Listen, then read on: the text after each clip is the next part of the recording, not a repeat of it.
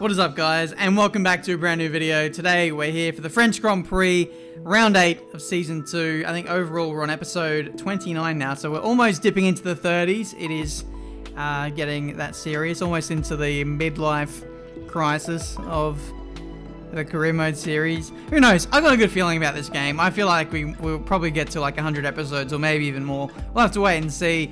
The driver transfers is a big game changer. But heading into France, we targeted a power upgrade to go on the car. Unfortunately, that is not the case, and we essentially haven't moved anywhere performance-wise. Alfa Romeo jumped up massively past us and look pretty threatening as ever up there with like Haas. So a lot of the Ferrari-powered teams are starting to get a bit of a stranglehold on this championship. Ferrari obviously trickling down some of the, I don't know, secret bits, so maybe some engine upgrades. I don't really know, but they are looking very threatening at this point in the career mode series. So heading into this race, I'm not going to lie, I'm kind of dreading how this weekend is going to go. This is the most overpowered circuit of the entire calendar for the AI, and practice kind of reflects that. 12th place with a qualifying run, 1.4 seconds away from the pace setter of Max Verstappen. So, you know, in previous rounds, we've been, you know, normally topping practice or close to it in our qualifying runs, but a long way off the pace there. So, yeah, a bit of a head scratcher. Our power unit is getting on in age, so when we do chuck on a brand new one, or a newish one, hopefully we can unlock a bit more pace. But before we get into the weekend, leave a like, subscribe, and let's get into qualifying. Welcome to qualifying for this weekend's French Grand Prix. The teams are making their last-minute adjustments before the lights go green, and the fight for pole position gets underway. No threat of rain this time around. That would really save our bacon in this qualifying session. If you remember back to this time last season, we actually had intermediate conditions, and I think we did get pole in this race, I think. If we didn't, we got front row. My memory is terrible, but to be fair, we have done near on 30 episodes now, so can you blame me if I do forget some minor details from time to time? Anyway, we are P20 so far in this qualifying session. We decided to up the front downforce because I felt like I was struggling quite a bit in Sector 3. And you can see on this lap, it's the same case of Monaco in the last run, how we just improved massively over our previous best. And to be honest, I really didn't drive that much better. I felt like I was doing the same thing, but all of a sudden we're over a second faster than what we've managed versus our old personal best. So here we are in qualifying 2. Unfortunately, I burned 2 sets of tyres in Q1, so we only have 1 spare set left in Q2. The tyres go off so fast around here that it's not even worth putting on a set of used tyres to go again, because it's just useless. You're not going to get a good time in. I'm barely getting a good time in with new tyres as it is. But anyway, this is our one and only lap that we're going to get in. I ran a bit wide through the last corner, so that was a bit unfortunate, but otherwise it was actually a pretty good lap. We improved by 2 tenths over what we'd managed in Q1. We did a 29.6, 29.4 this time, and Ricard ups his game as well to topple me in this session. We're not too far away, in all honesty, from the front-running guys. It's just, they're just a little bit better than us, it seems. They have a bit better package than what we do. We're very fast in Sector 1 and Sector 2. I believe we were purple to the first 2 sectors on our Q2 lap, but Sector 3 we lost a lot of time. But I didn't really pick up on where I was strong and where I was overly weak until kind of after qualifying was over, I suppose. I did have an inkling that I was weak in Sector 3, but I didn't realize how weak I truly was. So you can see I'm up by 2.5 tenths for the first sector on anyone's time, so that is amazing. The drag reduction upgrades we've been doing really work wonders on this section of the circuit. These 2 back straights are amazing for us. I'm pretty good through this little chicane here, which certainly helps. We burn all the battery and the fuel. We come up to the second sector split, and you can see we're purple again. We picked up another 1/10.5 in the middle sector, and yeah, I knew I was up by this much at this point, but I kind of had a feeling I was going to lose time in the third sector anyway, so I'm just trying to push as much as I humanly can. Track is rub it in as much as what it's been all weekend, so the grip should be there. There's a long left-hander, really awkward to negotiate, but we take a late apex, and we can get through there quite nicely. through to the last couple of corners. It always feels very understeery through here. Rotation to the last corner can be a bit bad. And again, I feel like I probably lose a lot of time there. But up to the line is a pole position for the French Grand Prix. I don't think it is. It's 9th place. 9th place. Only 4/10 away from the pace setter of Charles Leclerc. But the field is so close that we've been demoted to P9. That is outrageous. We have toppled Lucas Weber, who is a bit of an alien in the Haas. So I don't think he'll be happy with his qualifying, but this field spread is so ridiculous now at this point. There's so many teams that are really, really closely matched. This race is going to be very interesting. I feel like our race pace is going to be better. We've got a car that's naturally going to be easy to, overtake and defend from other cars. We're fast in the areas of the circuit that matter. So I feel like we're going to move forward in this race. It's just a case of nailing the strategy. Hopefully other teams haven't been working on tyre wear too much. And then just playing the race by ear from there. It's time for the Grand Prix now at France. Let's do it. Hello and welcome to the Circuit Paul Ricard, current home of the French Grand Prix, an event dating all the way back to 1906. It's been held at many venues over the years, with famous moments from Dijon and Manicourt the feature of many a highlights reel. And let's hope we see more of those in the race today. With the race minutes away from starting, here's what today's grid rundown looks like. A fantastic effort from Charles Leclerc yesterday puts him on pole, with Sebastian Vettel starting alongside. As we continue through the rest of the grid today, we have Hülkenberg, Gasly, Devon Butler and Raikkonen, Ricciardo, Day, Weber and Lewis Hamilton, Verstappen, Perez, Valtteri Bottas, they've taken a grid penalty, and Giovinazzi. Norris, Albon, Lance Stroll and Kevin Magnussen. Sainz and Daniel Kvyat completes the grid. And now it's time to head down to the track. This is our engine supplier's home Grand Prix. Let's give them a race worth watching. Thank you, Jeff. Welcome, guys, to the French Grand Prix. I was so caught up in my own performance in qualifying that I completely forgot to mention that Lewis Hamilton didn't even make it into Q3. That was just how tight it was. For all the top running teams. Max Verstappen starting in P11 as well, so a few guys who are slightly down the order. Hopefully we can make the most of that heading into this race, but not too sure what to make of it. 5 red lights, and away we go for the French Grand Prix. Another great reaction, but the launch, the second phase getaway, and these starts are just not there. I swear I'm trying things different every time, but it just never works for me. If you're running no traction, please let me know what's going on. Because, yeah, a lot of people do say, oh, yeah, Ben, just get a better start, use less revs, but you must be a traction control user because I'm just getting wheel spin for days versus these guys. It is impossible. The AI are outrageous. But anyway, we've, I think, maintained our position. No, we actually moved forward one place. We might have actually started higher up because we were penalties. I don't bloody know. It's bloody 30 degrees right now. I'm thinking I'm in Australia right now. I should be upside down, but I'm not. It's just a bit too much, you know? Anyway, we're settling into this race quite nicely. The two Ferraris aren't getting away too much, so the pace is really quite close, to be honest. Feeling quite good about this one. Ricciardo looking a little bit slow on this straight. Maybe he doesn't have his engine turned up to rich, or battery modes might not be turned up. I'm not too sure. Either or. We slide into P7, and now we can chase after Kimi Raikkonen. So, yeah, I thought I'd pull the trigger on Ricciardo because he wasn't able to stay with those front-running guys, and we need to get on with our race. Hamilton looking for a move up the inside of my teammate. Ricciardo just looks a bit vulnerable at this stage. I don't know whether it's tyre wear. I'm sure the lack of straight line speed is getting him into a bit of trouble, to be honest. He's obviously not running the same sort of setup that I'm running. I'm running a low downforce setup for sure. I think it's like 4-5 wings. So even still, he's running probably 6-6. So he's going to be a lot easier to overtake on the straights than what I am. As such, it looks like he's just falling into the clutches of people behind him. It's not like he's slow by any means. He's just slightly slower than me. But he is racing the likes of Lewis Hamilton and Max Verstappen in better cars.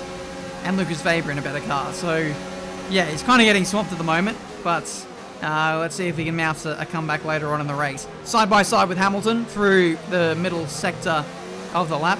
Hamilton is only going to get stronger as this stint wears on. He's on the medium tyres. That is the beneficiary of his strategy, not making it into Q3. So he might be the favourite to win this race, given where he is relative to the leaders. But we're diving it in now on lap 5.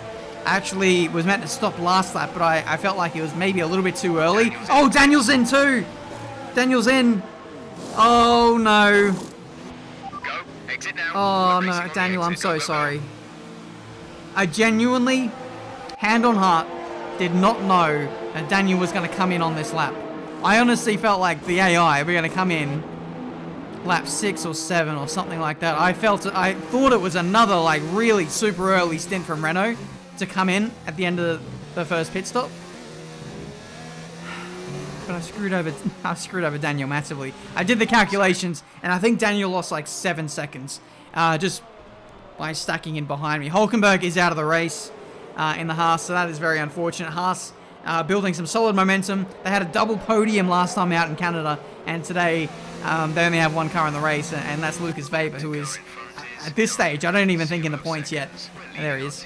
So, yeah, it's an interesting little race that is starting to unfold now at the moment. I believe some teams who started the race on mediums are able to do a one-stop. So that might be a viable strategy for the likes of Hamilton and Verstappen, whereas the rest of us must do a two-stop. The tyre wear is probably one of the worst of the season here at France, and so just a one-stop from the softs to hards I don't think is viable. I think it's slower than a two-stop. So that's the path that we're going down at the moment. Charles Leclerc, our pole sitter, is finding a way with us at the moment. What is going on? I think I've launched myself into the battle with the front-running cars at this stage. I can't quite tell. Like, we did get a slight undercut on one or two people, but the fact that Leclerc is now here after leading the race early on is very, very confusing. He looks a little bit slow at the moment. I'm just letting him punch the hole in the air in front of me. I was turning the engine down a little bit because when he was behind me, he was pressuring me so much, and we were battling into braking zones halfway into corners and just costing each other time. So I thought I'll just follow Charles here for a few laps, and hopefully he can drag me along to the next group of cars. Weber takes the open invitation up the inside, and he slots himself in a P15. Thank you very much for that. I was just trying to kind of follow Leclerc there. He's going a bit slowly. I ran a little bit wide just to try not to hit him, and then Weber has just stolen the gap and the position with that. Bottas looking up the inside as well. We're not really moving forward in this race at this stage. It's very weird. I was quite frustrated because the track position doesn't look good and we're actually falling backwards. But, you know, it does come good for us a little bit later on because we are literally in the leading pack. Bottas has gone up the inside as well. So at this point, I'm like, what is going on? Why does this keep happening? The AI are just too busy concerned about battling each other as opposed to finding the people we really should be focusing on in this race. And that is the one-stoppers of Hamilton and Verstappen. Because if things carry on as they are at the moment, the one-stoppers are going to steal this race. To quote Vettel, they're literally stealing the race from us. So can we please get on with it now? We really need to work in harmony and stop fighting each other because Vettel, who is the red dot up the road, is a long way ahead of us. But anyway, at this point, I could see my engine was overheating. That is probably another reason why I was losing a bit of momentum versus the people around me. So, yeah, I was just very concerned about maintaining track position, trying to overtake guys. I was leaving the engine in rich engine mixture a lot over the course of the lap and never really sticking it into lean. So, obviously the engine has been overheating. There goes Hamilton on the hard compound tyre, rejoining behind us. So at least he has to overtake us in this race. However, we still need to make another stop. But yeah, after I started to, cool down the engine, I could feel like the pace was back again, and we were able to soar past Weber. As well, it didn't help that the fact that we were all in a big train, and when the car in front of me was getting slipstream and getting DRS, it made it hard for me to actually overtake them. But now things are opening up for us a little bit. We're managing the car and the race a bit better now, and we're slowly starting to gravitate towards the front once again. I think we're now in P5, P4 now, as a few more people have now made their stops. So a few laps ago, it looked very dire, but now it's starting to look a bit better. But we still need to make another stop. Raikkonen up next as we get a bit of a back-end loss on the curb. Let's see if we can get him maybe slipstream on Raikkonen. And there we go, up the inside of Bottas will be next cab off the rank to go up the inside of the Finn. Bottas trying to hold it around the outside though. I don't think that's going to work. Inside is massively king around this corner. We figured that out the hard way after losing positions to Weber and also Bottas earlier on in the race. So we are not going to make that mistake again in this race. Just keeping a close eye on Bottas. He was looking pretty racy on me through the third sector. We're still pretty slow there, but I feel like we are starting to get a little bit better. The more that the fuel load burns off, the more competitive I feel like we're getting, especially in that section of the racetrack. Slipstream on Raikkonen. Engine is overheating ever so slightly, but it should be fine. We'll chuck it back down into lean at the end of that straight, and we'll cool the engine once again. Leclerc is in, and now that relinquishes us into the lead of this French Grand Prix with only 10 or 11 laps to go. Thankfully, this time, my teammate has a clear run into the pit lane. You know, I nearly stopped as well on that lap to, you know, run at the same, you know, sort of synergy as Leclerc, but I'm glad I didn't. Could you imagine screwing over your teammate twice in one race? That'd be unforgivable.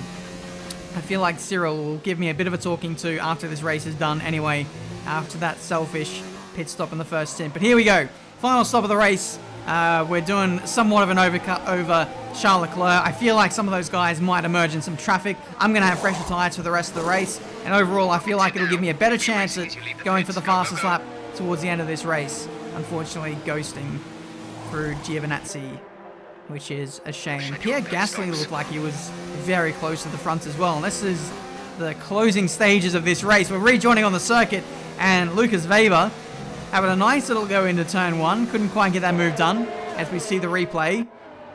I think he was very nice to us here. He could have pushed the issue a little bit more. He would have had the inside for the next right-hander, and that would have been game over. But thankfully, we hold position. But next up is Charles Leclerc. We literally rejoin pretty much right with him. Unfortunately, we can't dive bomb Magnussen into that little chicane, so we're going to have to wait for the next straight to get it done, which will mean that Leclerc will get away ever so slightly up the inside into this fast right-hander. It's always very nervous or very nerve-wracking running side by side through there, especially on the last game with the ballast. The back end would sometimes slide out, but it's not really an issue on this game, thankfully. The engine is massively overheating, so we need to cool that. A bit of a lift and coast on the run into the chicane. You probably noticed already my fuel load is massively weighing me down. And that's because I thought that my... Hang on a second. Looks like we've gone for a move on Leclerc here. Around the outside, he backs out of it, even though he had absolutely no right to. And we find ourselves in P8 now. So there we go. We've got ourselves past Leclerc. Butler is ahead of you. Our gap to the car in front is 5.5 seconds. They're on fresh mediums. Their tyres are 5 laps old. The time last lap was a 1 minute 33.6. So yeah, we've got ourselves past Leclerc, and now we can set after Devin Butler, who is a good few seconds up the road. We've got 5 lap fresher tyres, I think, or somewhere in the ballpark of that region. But yeah, it looks like I overfueled the car.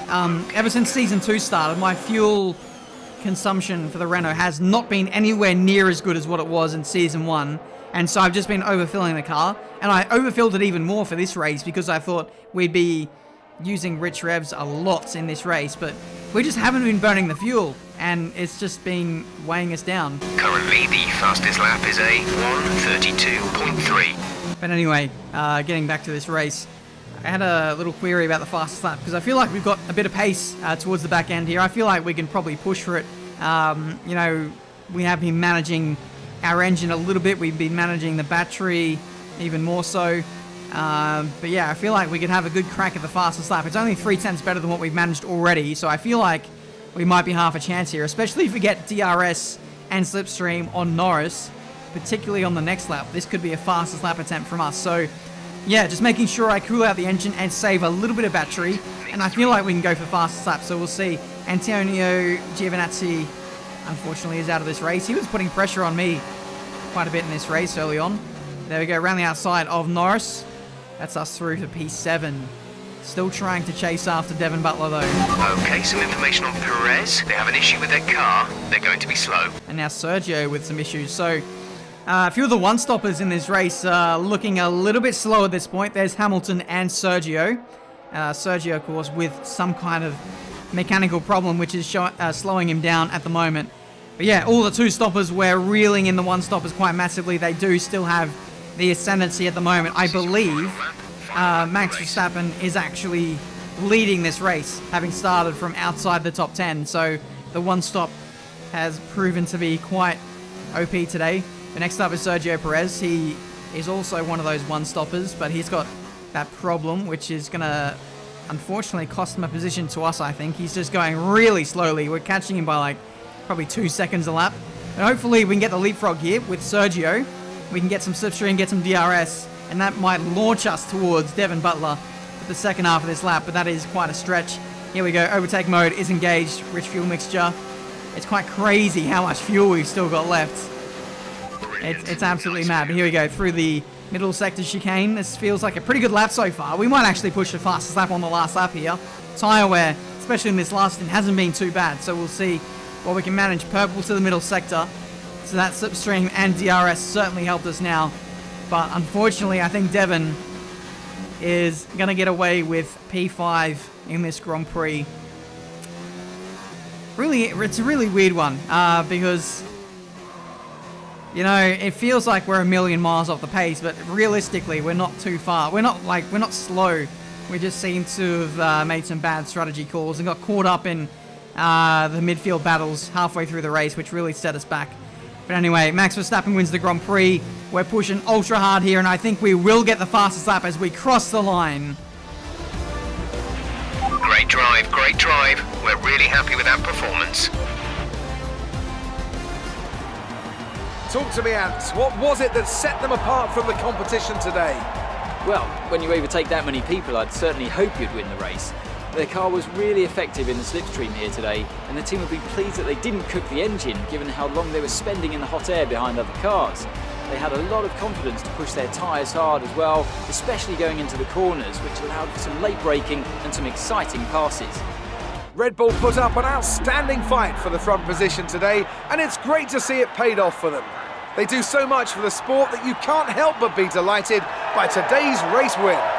What a podium that is. Max Verstappen wins from outside the top 10. You never see this anymore in Formula 1. Pierre Gasly in the Alfa Romeo gets on the podium as well. So I caught right in our final pit stop that he was right there with the leaders, and sure enough, there he is. What a fantastic result for him. For Alfa Romeo, they'll be absolutely loving life down there in their little team. Lewis Hamilton gets P4, so it looks like the one-stoppers did pretty well today. Sergio was unlucky with the issue that he had towards the end, really set him back. He probably could have beat Devon and a couple other people, maybe even I think he was in front of Hamilton before the issue struck, so that was unfortunate. But the one-stoppers really were slow at the back end of that race. It was quite crazy. Anyway, we move up to P3 in the driver's standings. 27 points away from Sebastian Vettel, who makes some good gains versus everyone else in the order. It was a really jumbled up grid, both in qualifying and the race. I guess we can just get used to more of these kind of results as the front of the field continues to get more condensed. Who knows? Maybe even Alfa Romeo could get in the mix with those guys now as well. There's a good 5 or 6 teams now who look like they're in the ballpark or in the region of getting a podium, maybe even winning races. So the battle for this championship is going to be absolutely insane. I'm getting like almost 2012 vibes from this season. So yeah, the development race will be very, very interesting going forward. But it's time for another contract negotiation. If you remember last time, I think it was like 4 or 5 races ago, we actually undervalued ourselves by not pushing for the maximum of everything. There was a lot of headroom left in our value in our contract. So this time around, I'm not going to make the same mistake. We're going to literally push for everything, all the benefits, all the resource points, and let's see if they accept. Okay, that proposal looks good. It seems all parties are happy with the deal, so it'll commence at the next race weekend. And there we go. Like, there's still a lot of headroom left for us to push for further things, but there's literally nothing else to push for. So maybe next time around I can push for maybe double the salary or something, and I can check that in real life. That would be nice. But anyway, that has been this episode of Career Mode for today, guys. We have been in a bit of a limbo with regards to the development. Like, nothing has really been going on for our car last couple of races. We do have that ultimate weight reduction upgrade in the pipeline, ready for the Austrian Grand Prix. So that will be something we do target. But today we have a good chunk of resource points to spend. So what shall we do? We have the engine upgrade, which failed heading into this episode. We'll definitely upgrade that. Otherwise, what other upgrades could we do? We're looking at chassis. There's tire wear. There's weight redistribution. I feel like I might go for a rear downforce upgrade. A major rear downforce upgrade. And if that goes on the car in time for the British Grand Prix, that'll be a handy upgrade to have. Otherwise, there's nothing really too much to target at the moment. Again, we're kind of like blocked in by some of the other upgrades we have to go through first to get there. So I feel like we'll go for downforce. We still are struggling a little bit to a certain degree for downforce. Like Sector 3 in France today, that really was a bit of a setback for us in terms of our qualifying pace and just in terms of our race pace as well. Like, we just weren't carrying as much speed through those corners, unfortunately. So rear downforce upgrade will go down nicely, and we shall see where we go now in terms of development for the coming races. But that's it from me today, guys. Thank you so much for watching. Leave a like if you did enjoy. Subscribe to the channel if you're new to see plenty more racing game content. I'm not really too sure what to make of this season. We're losing ground in the, the championship race. I feel like some big upgrades are on the way. So these next few races will be absolutely telling as to how our season will pan out. I can't wait to see how it goes. Thank you so much for watching. Until the next one, I'll see you next time.